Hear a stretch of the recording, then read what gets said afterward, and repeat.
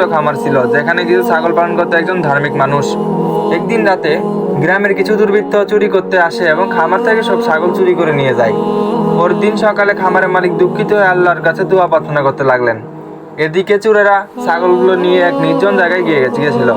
এক সময় তাদের মধ্যে একজন বলল, আল্লাহর দিকে ফিরে আসা উচিত, আমরা যা করছি তা ভুল করছি। অন্যরা প্রথমে না মানলেও শেষে সবাই একমত হলো এবং তারা ছাগলগুলো নিয়ে এসে খামারের মালিকের হাতে তুলে দিল। খামারের মালিক খুব খুশি হয়ে বললেন, আল্লাহ আপনাদের হেদায়েত দিয়েছে, আপনারা যদি সত্যি তওবা করেন আল্লাহ আপনাদের মাফ করবেন। এই ঘটনা গ্রামের মধ্যে ছড়িয়ে পড়লে সবাই বুঝতে পারলো যে আল্লাহর পথে চললে সবকিছু ঠিক হয়ে যায় এবং যারা ভুল করে তারা তওবা করলে আল্লাহর কাছে আল্লাহ ক্ষমা করে দেন। এই গল্পটি আমাদের শেখায় যে তওবা ও সৎ পথে চলা সব সমস্যার সমাধান।